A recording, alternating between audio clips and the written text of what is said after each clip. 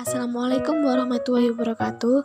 Pada kali ini kami dari kelompok 2 akan membahas materi yang berjudul Kegiatan Stimulasi Pengembangan Kemampuan Kognitif dan Kreativitas Anak Usia Dini. Di kelompok kami ini terdiri dari 6 anggota. Yang pertama ada Dinda Safira Ramadhani NIM 9, yang kedua ada Farin Farzana Aisyah Fitri NIM 10, dan yang ketiga ada Dwi Fatul Milenia Mahani NIM 24, yang keempat ada Maulidia NIM 28, yang kelima ada Devi Aulia Dwi Julian Permatasari NIM 34, dan yang terakhir ada Alif Kurin Ain NIM 35. Berikut ada beberapa pokok pembahasan yang akan kami presentasikan. Yang pertama, kami akan membahas hakikat kegiatan stimulasi anak usia dini. Yang kedua, kami akan membahas karakteristik kegiatan stimulasi kognitif anak usia 0-8 tahun. Yang ketiga, kami akan membahas karakteristik kegiatan stimulasi kreativitas anak usia 0-8 tahun. Yang keempat, kami akan membahas jenis kegiatan permainan untuk mengembangkan kognitif dan kreativitas anak usia dini. Dan yang terakhir, kami akan membahas kiat-kiat memilih kegiatan untuk mengembangkan kognitif dan kreativitas anak usia dini. Saya akan menjelaskan topik pembahasan pertama, yaitu hakikat kegiatan stimulasi anak usia dini. Menurut Yuliani Sugiono menyatakan bahwa anak usia dini adalah anak yang baru dilahirkan hingga usia 6 tahun.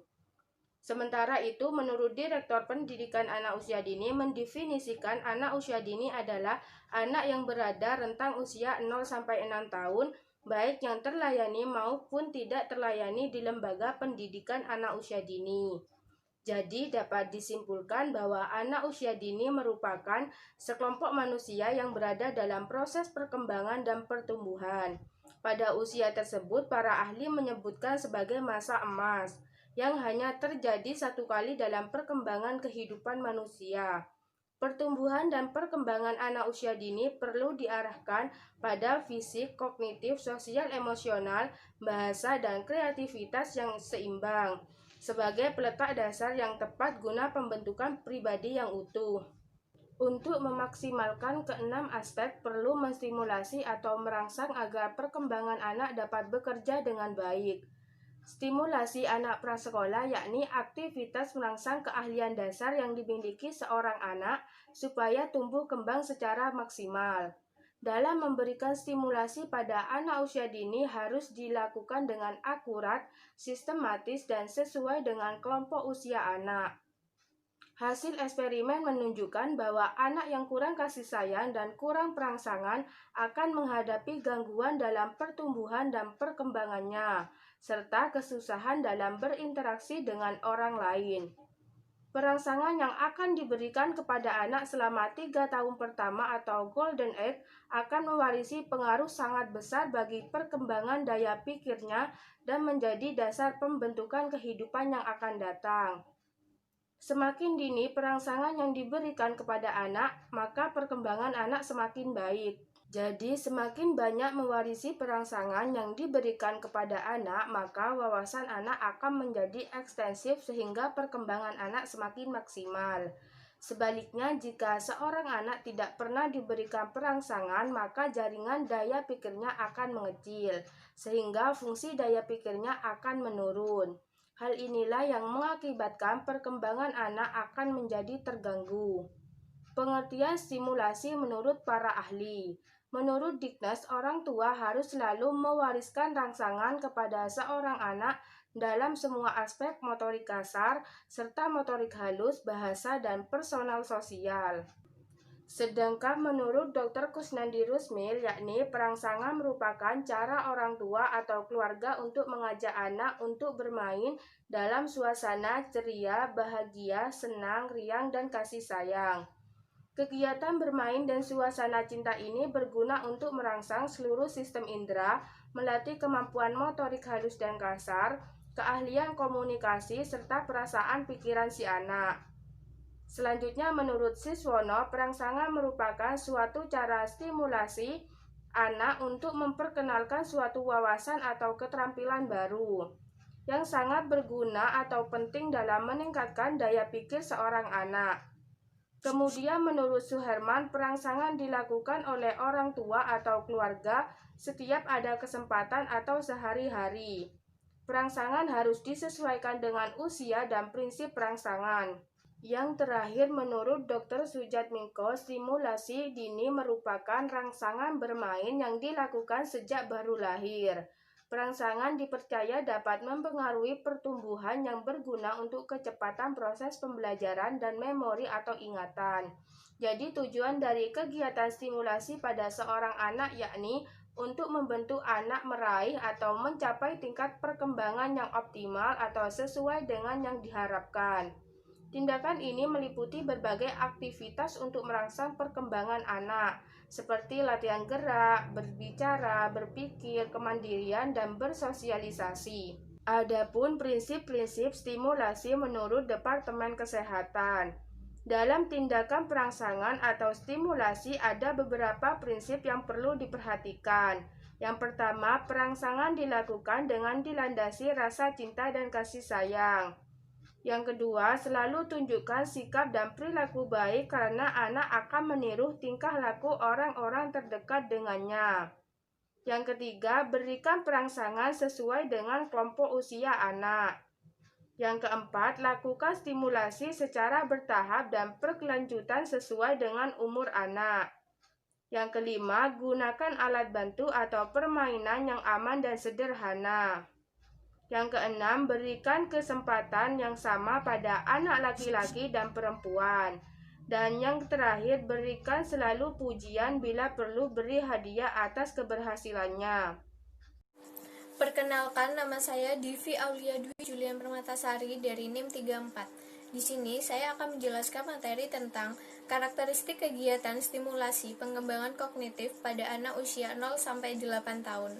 Untuk mengembangkan kognitif pada anak, perlu adanya stimulus dan rangsangan dalam setiap kegiatan.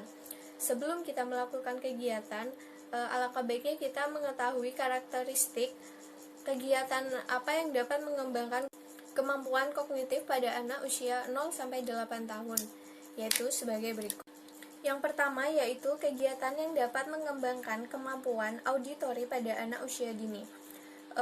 Mengembangkan auditori anak usia dini yaitu pengembangan kemampuan anak usia dini dalam mendengar yang melalui menerima kumpulan bunyi benda, kosakata, atau kalimat yang memiliki makna dalam topik tertentu.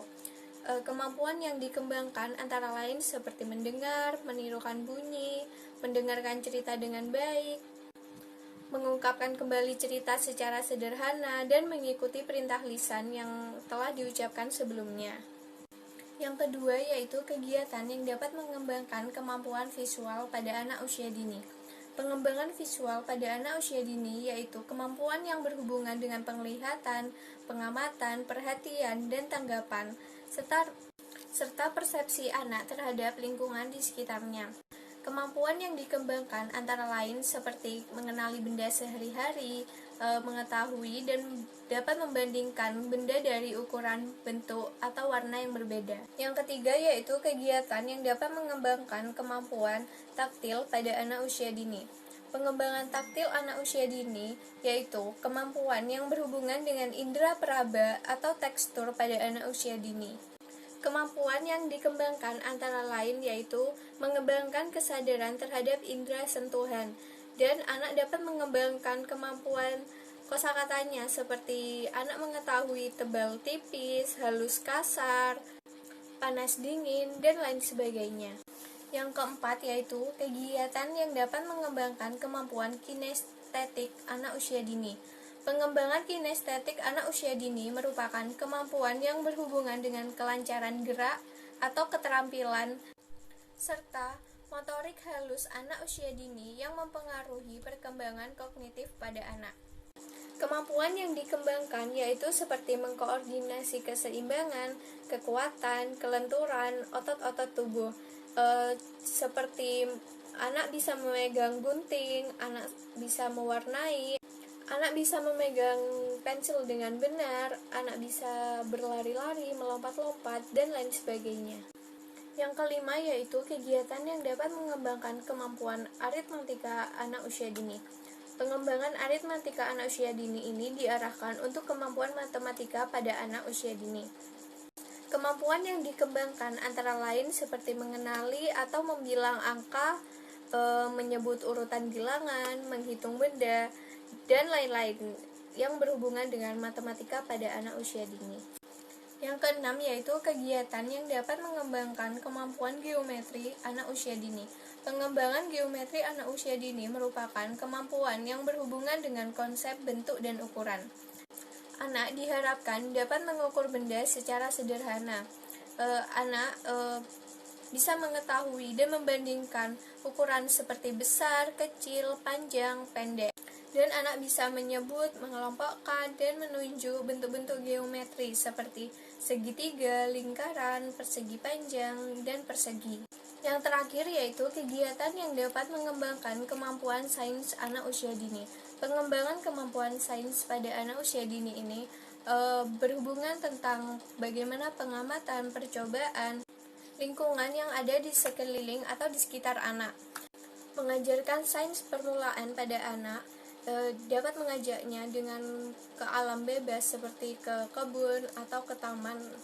Kemampuan yang dapat dikembangkan yaitu seperti mengeksplorasi benda-benda yang ada di alam sekitar, mengadakan berbagai percobaan sederhana, dan mengkomunikasikan apa yang telah diamati dan telah diteliti. Mungkin cukup sekian materi yang sudah saya jelaskan, kurang lebihnya mohon maaf. Materi selanjutnya akan dijelaskan oleh teman saya. Di sini saya akan membahas tentang karakteristik kegiatan yang dapat mengembangkan kemampuan kreativitas anak pada rentan usia 0-8 tahun. Sebagaimana kita tahu bahwa tujuan kreativitas adalah memberikan kesempatan anak untuk mengekspresikan diri sebebas mungkin untuk menangani sebuah masalah, kepuasan diri, dan lain sebagainya. Biasanya anak-anak yang kreatif ini akan memiliki jiwa yang energik, memiliki energik yang lebih tinggi, fisik maupun mental, menjadi pribadi yang sehat, cerdas, imajinatif, percaya diri, rasa ingin tahunya tinggi, penuh daya cipta, disiplin, dan lain sebagainya. Untuk mengembangkan kreativitas pada anak, perlu adanya stimulus atau rangsangan di setiap kegiatan yang menunjang pengembangan kreativitas. Untuk itu, kita pahami dulu karakteristik kegiatan yang bagaimana sih yang dapat mengembangkan kemampuan kreativitas anak usia 0-8 tahun. Yang pertama, memberikan pengalaman secara nyata atau eksplorasi bagi anak. Kegiatan ini akan membantu proses stimulus anak secara lebih optimal. Mengapa? Karena anak akan memperoleh pengalaman belajar secara langsung. Dan itu akan menjadikan pembelajaran yang bermakna. Anak sering melakukan eksplorasi terhadap objek-objek di sekitarnya akan cenderung lebih kreatif. Anak lebih mudah mengingat hal-hal yang dia lihat, hal-hal yang dia dengar secara langsung. Kegiatan eksplorasi dapat dilakukan di lingkungan sekitar PAUD ataupun di lingkungan sekitar rumah. Yang kedua adalah dilakukan dengan senang hati dan bebas dari rasa takut. Jadi, kegiatan yang dilakukan dengan senang hati, tanpa ada paksaan, tanpa ada rasa takut terhadap kesalahan, itu akan memicu tumbuhnya kreativitas pada anak. Kegiatan yang baik itu jika dilakukan dengan tanpa paksaan akan menghasilkan suatu output yang besar pula. Pernahkah orang tua sadari bahwa orang tua atau pendidik bayangkan ya betapa menderitanya anak jika menjalankan kegiatan dengan penuh paksaan dan beban. Mereka hanya kehilangan minat yang ada. Namun jika semua dilakukan dengan senang hati, sukarela, mereka akan mencapai perkembangan kreativitas yang sangat optimal. Terus, yang ketiga adalah kegiatan sesuai dengan tahapan usia anak. Usia juga mempengaruhi proses kreativitas individu. Untuk itu, kegiatan yang dilakukan anak hendaknya tingkat kesulitannya itu disesuaikan dengan usia anak. Karena apa? Pemberian stimulus secara berlebihan akan berdampak negatif pada anak. Anak akan mudah stres atau depresi jika dia tidak bisa menyelesaikan permainan tersebut atau kegiatan tersebut. Begitupun sebaliknya, memberikan stimulasi yang kurang dari usianya itu akan menghambat dia menuju kreativitas yang lebih karena dia akan merasa malas-malasan. Aku sudah bisa permainan ini, terlalu mudah bagi dia, jadi dia akan kehilangan minat untuk belajar yang lebih yang lebih ekstrim lagi. Terus yang keempat adalah jenis kegiatan yang konstruktif. Permainan atau kegiatan yang sifatnya mengkonstruk itu akan memicu munculnya kreativitas berpikir pada anak. Dengan imajinasi yang mereka punya, ia akan menghasilkan daya cipta. Mereka bebas loh mengkonstruk sesuatu sesuai dengan keinginan yang mereka inginkan. Yang kelima adalah penuh dengan imajinasi yang bersifat luas tanpa batas. Kreativitas anak bisa berkembang secara maksimal jika kita tidak membatasi imajinasi anak. Imajinasi memiliki banyak manfaat loh. Imajinasi itu memiliki banyak manfaat sehingga anak dapat berpikir secara luas dan memiliki banyak alternatif solusi di setiap permasalahan. Yang keenam adalah tidak terlalu banyak aturan saat kegiatan berlangsung. Sebagaimana kita tahu bahwa kreativitas tidak bisa dibatasi dengan aturan yang terlalu ketat atau disiplin yang ketat, akan menghambat perkembangan kreativitas pada anak. Anak tidak bebas dan anak tidak punya imajinasi yang bebas ketika mereka terikat dengan aturan-aturan yang ada dalam kegiatan tersebut. Itu sama saja membunuh kreativitas secara perlahan-lahan pada diri anak. Saya Dinda Safira Ramadhani. Di sini saya akan menjelaskan jenis kegiatan atau stimulasi pengembangan kemampuan kognitif anak usia dini. Ada beberapa stimulasi atau permainan untuk mengembangkan kognitif anak usia dini. Yang pertama adalah bermain konstruktif. Jadi sejalan dengan perkembangan kognitif pada anak, seorang anak juga melakukan permainan konstruktif. Kegiatan ini meliputi anak menyusun balok-balok kecil menjadi suatu bangunan seperti rumah, gedung, menara, dan masih banyak lagi. Di samping perkembangan kognitif anak, permainan ini juga mengembangkan perkembangan motoriknya yang terlihat saat anak menggunakan jari-jarinya untuk menyusun balok-balok kecil agar tidak terjatuh saat membangun bangunan.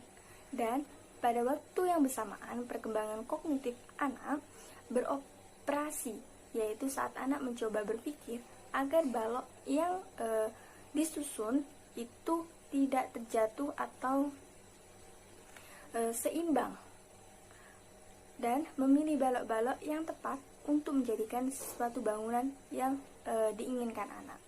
Kemudian yang kedua adalah bermain dengan mengembangkan kemampuan dasar IPA. Maksudnya adalah jenis perkembangan ini ditunjukkan untuk mengembangkan kemampuan dasar IPA di taman kanak-kanak. Oleh karena itu, permainan ini dapat mengembangkan kognitif anak. Kegiatan ini, anak melakukan pengamatan, penyelidikan, bereksperimen, dan kegiatan yang dapat penemuan dan mengklasifikasi objek dan peristiwa yang berkaitan dengan IPA. Sehingga seringkali permainan ini dilakukan di luar ruangan atau lingkungan sekitar anak. Kemudian yang ketiga adalah bermain matematika. Permainan ini tidak jauh beda dengan bermain pengembangan kemampuan dasar IPA, karena permainan ini juga menyangkut dengan perkembangan kognitif anak. Di taman kanak-kanak, permainan ini melibatkan aktivitas kognitif dari tingkat yang sederhana ke tingkat yang lebih kompleks, seperti menyebutkan angka, mencocokkan angka dengan jumlah benda yang sesuai dengan angka yang dimaksud, dan masih banyak lagi permainan angka. Kemudian yang keempat adalah bermain untuk mengembangkan kemampuan kognitif, kemampuan bahasa, dan psikososial. Permainan ini yaitu anak bermain drama yang juga dapat mengembangkan kemampuan kognitifnya. Di taman kanak-kanak yang ditekankan dalam imajinasi dan fantasinya. Sehingga dengan hal tersebut, bermain drama merupakan sarana yang dapat digunakan bagi pengembangan kemampuan bahasa dan komunikasi, serta kemampuan psikososial atau perilaku anak tersebut. Selanjutnya, melalui aktivitas bermain drama ini juga sangat berguna dalam pengembangan kreativitas anak. Dalam bermain drama, anak aktif bercakap-cakap tentang hal yang berkaitan dengan drama yang dimainkannya.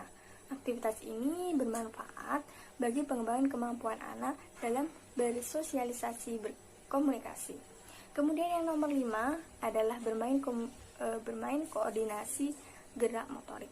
Bermain sebagai latihan untuk meningkatkan keterampilan dan mengkoordinasikan gerakan motorik disebut sebagai sarana latihan. Gerakan ini dapat dilihat saat anak melakukan aktivitas gerak motorik secara berulang-ulang, seperti berlari, memanjat, naik sepeda, dan masih banyak lagi. Walaupun kegiatan ini ditekankan pada kegiatan motoriknya atau perkembangan motoriknya, namun kegiatan ini secara bersamaan juga mengembangkan kemampuan kognitif anak. Keterkaitan antara gerak motorik dengan keaktivitasan kognitif dilihat pada saat anak melakukan atau memperkirakan saat akan memanjat meja, apakah pohon atau meja tersebut tinggi atau tidak. Kegiatan ini dapat membantu anak untuk memperkirakan batas kemampuannya untuk memanjat pohon itu.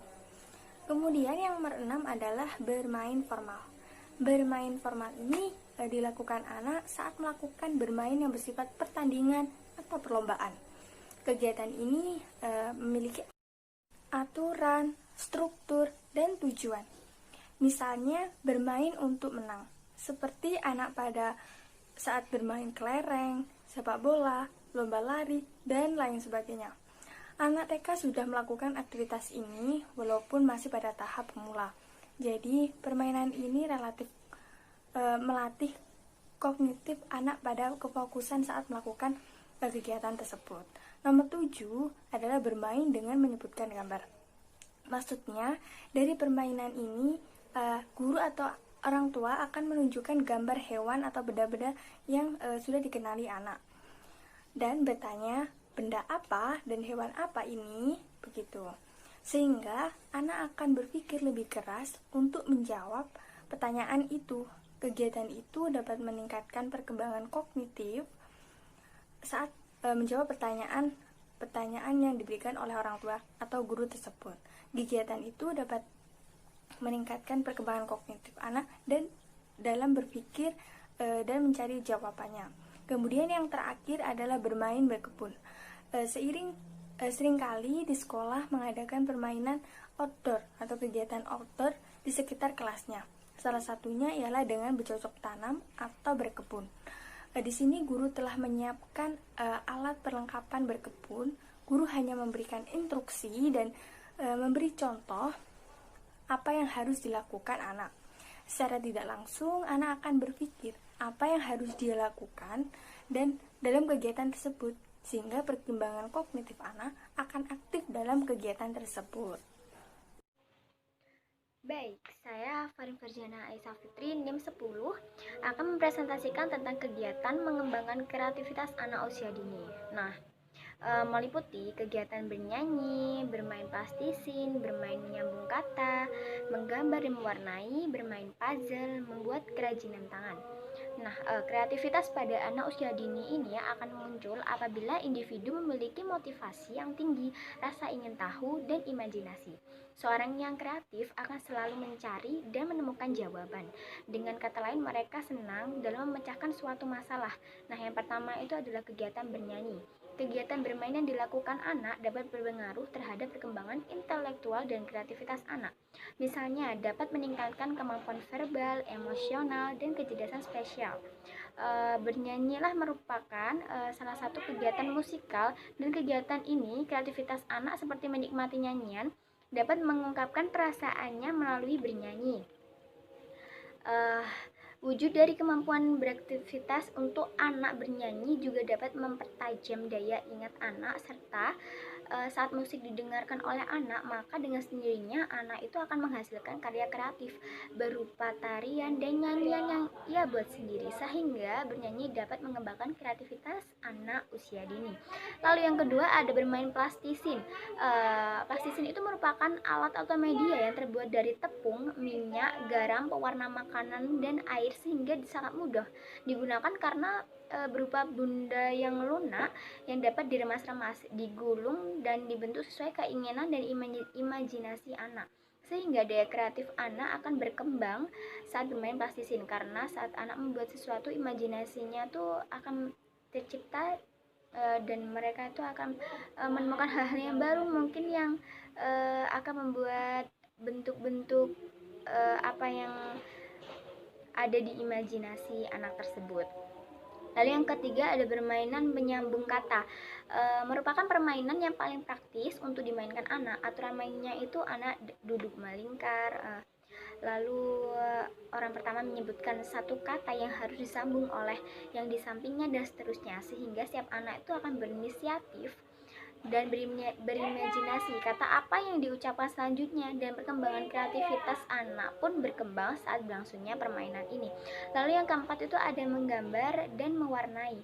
Kegiatan ini tuh sering dilakukan anak di rumah dan di sekolah, karena yang dibutuhkan hanyalah buku gambar, pensil warna, buku mewarnai jika perlu.